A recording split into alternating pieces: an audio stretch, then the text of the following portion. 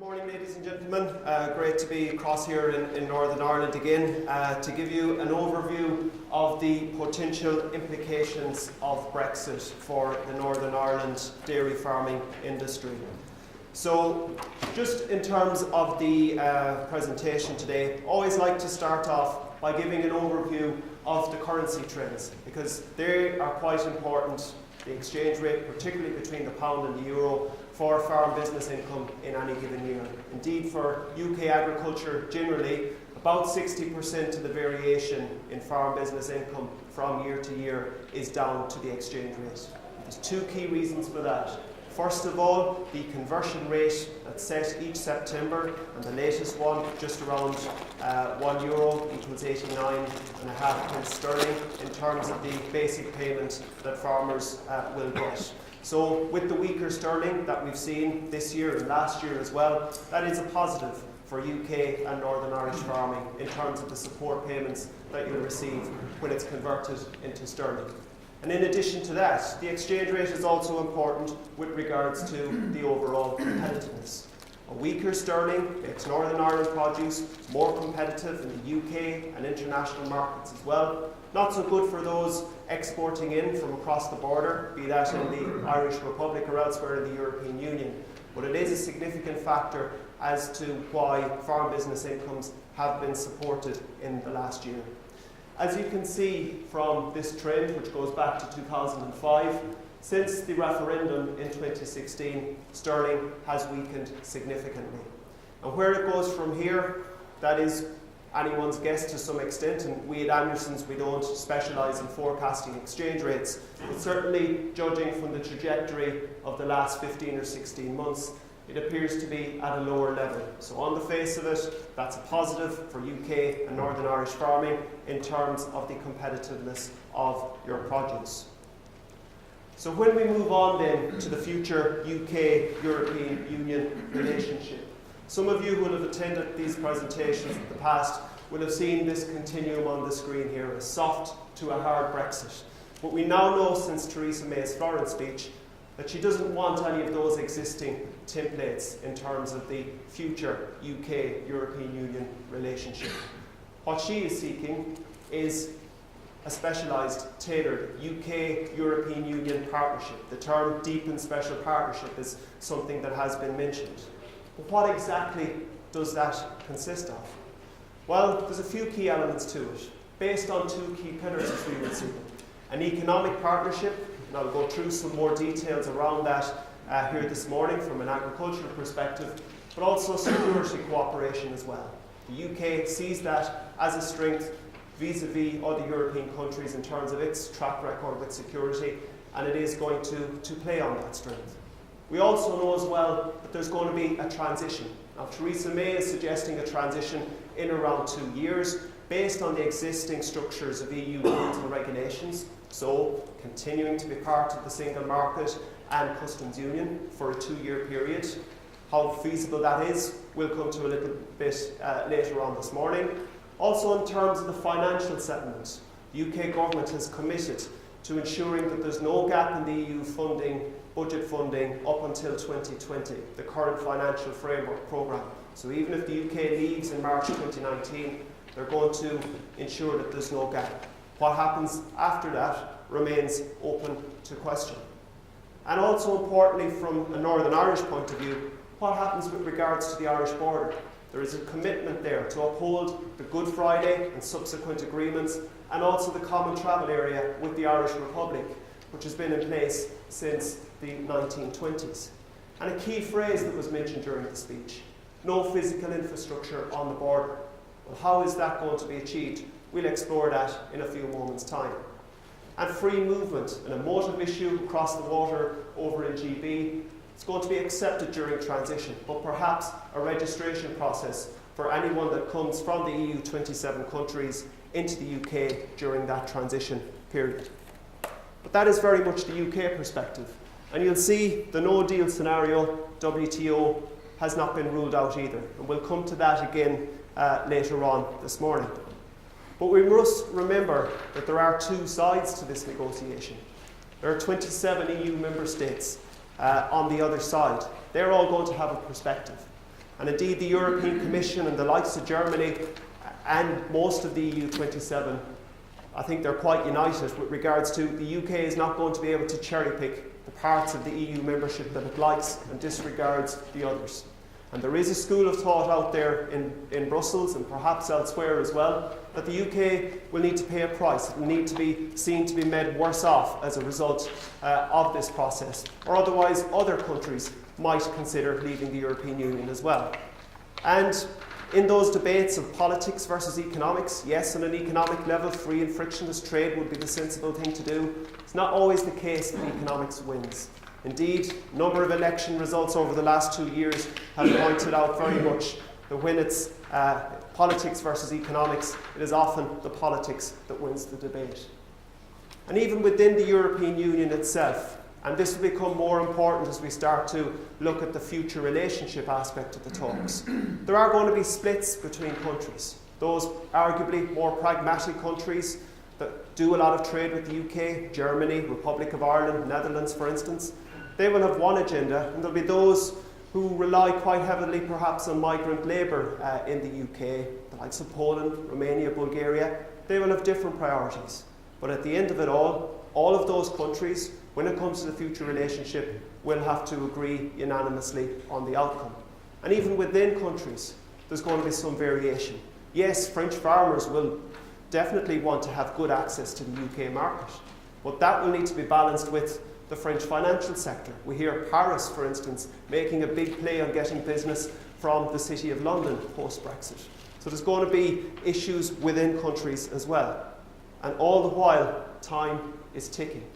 And we're moving closer and closer to that March 2019 deadline date. And there's a lot of work that needs to be done. I'm going to take a step back now and just look at a breakdown of trade and output from Northern Irish agriculture. We're going to compare that with the GB for the 2015-16 year.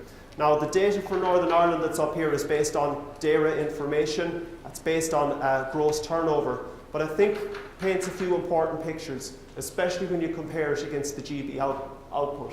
So we've included beef and sheep meat and milk products up here. And you can see it becomes quite apparent that although the UK and Northern Irish market accounts for a substantial proportion of the output from Northern Ireland, it is still less so than if you look at across the GB itself. And that picture becomes much more stark when you look at it in terms of dairy.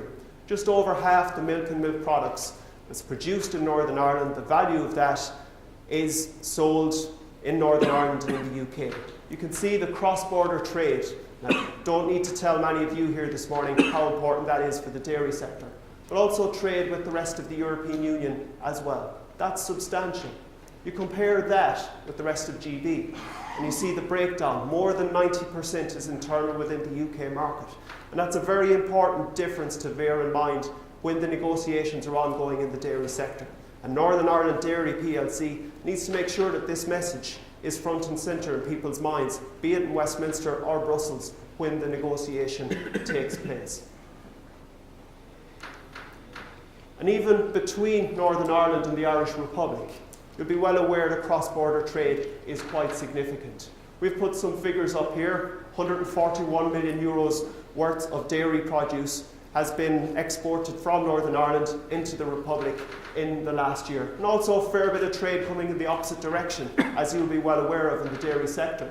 And indeed, cross-border trade is quite substantial in other areas as well. And if we look at all of the agri-food trade cross-border, almost 1.2 billion worth of trade taking place over the year.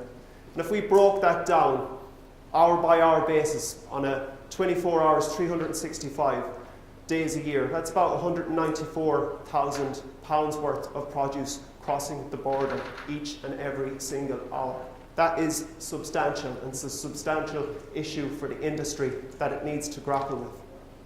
But I'm just going to take a step back and first of all, just look at it from a farming perspective. Now, Anderson's, we run a series of farm models just to demonstrate. It's a notional farm based in Northern Ireland, 100 cows plus followers, 76 hectares of land. It's a year-round farming operation.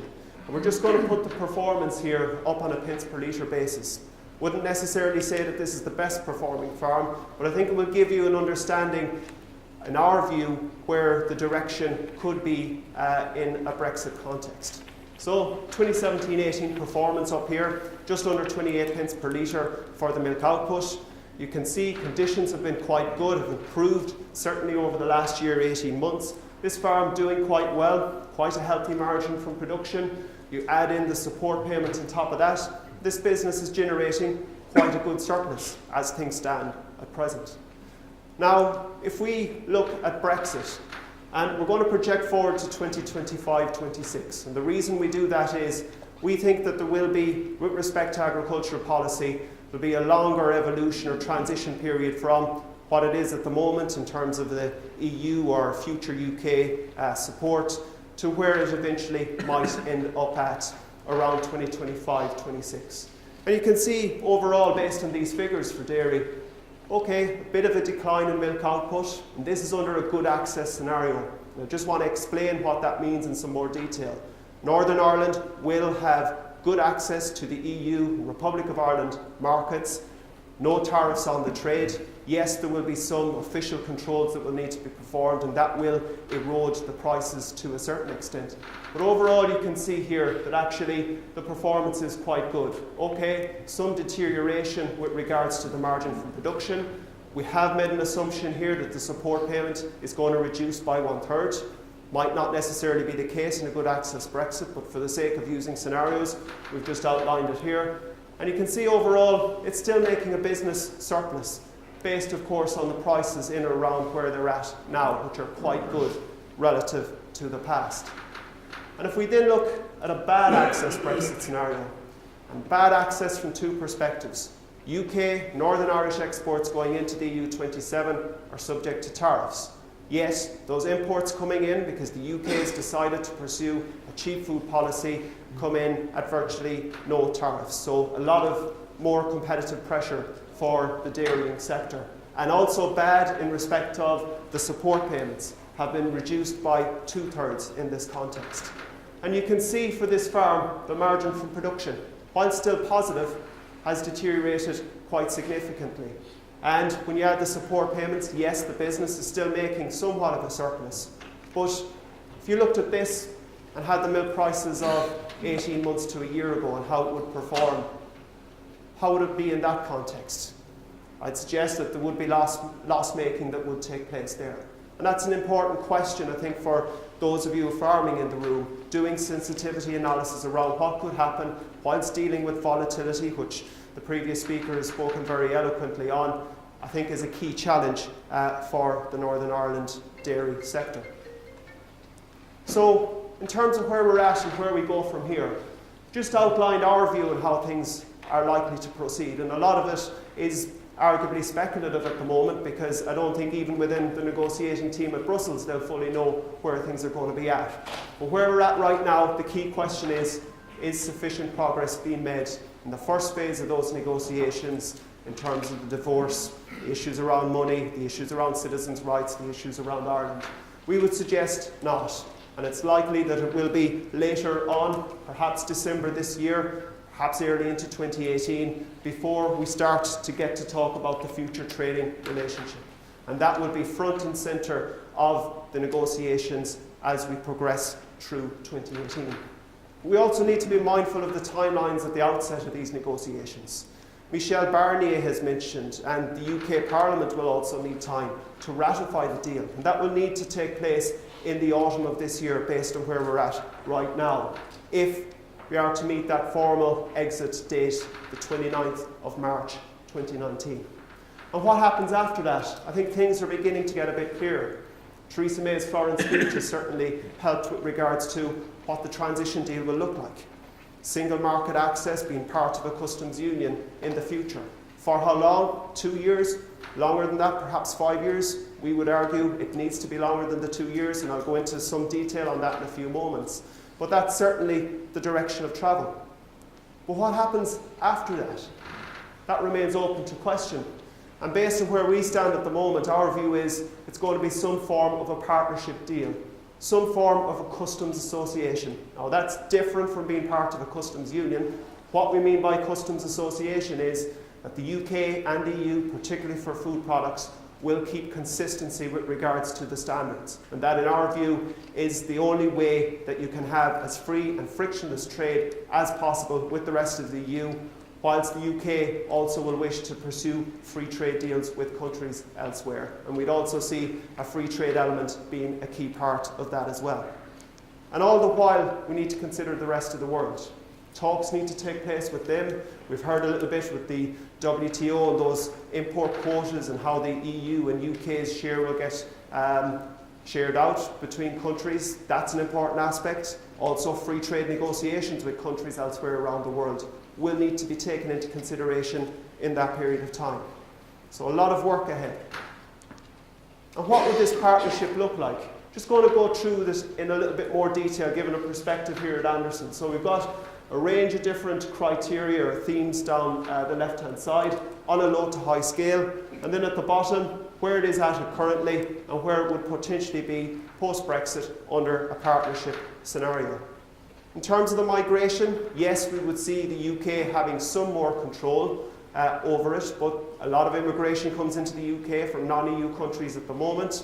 And if the UK is going to have a partnership with the EU, it is likely the EU is going to insist on good access for migrant labour into the UK, that will continue. In terms of single market access, it's as high on top of the scale where it is at the moment. It is arguable that that will decrease under a free trade scenario, even though a lot of the trade might be as free and frictionless as possible. It could well be for some agricultural products that we see quotas on the amount of trade that can be traded freely. We see that with the free trade deal that the EU has done with Canada, for instance. And the rest of the world market access. Yes, there is scope for that to increase over time.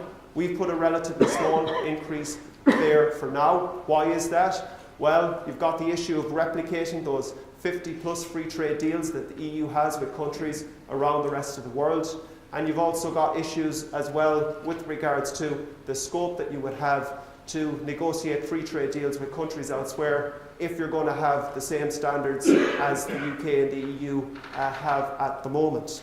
And with regards to trade costs, we see these going up. Those non-tariff barriers, those physical checks on the borders, those customs checks, they will start to come into play. The extent to which you minimise those depends heavily on the standards that you choose to adopt. And again, it's a key reason why we think keeping the UK and the EU standards as consistent and aligned throughout the future is the way to go. Agricultural support, our view is over time it will decrease. I know there have been commitments out there by the UK government, support until 2022 or the end of Parliament. That could be sooner than 2022, who knows.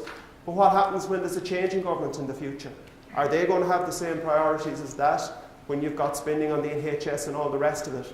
Our view is that that support level will be eroded over time. And the applicability of EU regulations. Yes, there will be some scope for the UK in certain areas to deviate from that, perhaps to decrease the influence of those EU regulations. But if you are in a customs association, the extent to which you can do that will be limited. And linked with that, yes, you will have some more scope in certain areas to set your own regulations in the UK, but again, that might be quite limited and not to the extent that some thought of perhaps a year ago in the past. And yes, budget contributions will be lower. We need to remember Norway, just good access to the single market, still contributes quite a lot to the EU.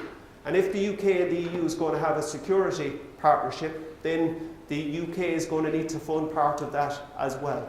So budget contributions in the future post-Brexit for better access to the single market, I think that's possible. Certainly if you take account of the financial services sector, not many free trade deals cover those at the moment, and if the UK wants good access to the EU market for that, there is likely to be a price that will be paid for it. So some general comments now before we wrap up here. Yes, we believe that a deal will be done eventually, but we don't think a 2-year transition post-2019 is sufficient. Why is that? All of the infrastructure that you need to put in, all of those new IT systems, they take a lot of planning and they need to be tried, tested and trusted before they're enacted. Look at the experience across the UK with regards to the basic payment scheme, the online system in England. That had to be pulled, lots of delays associated with it.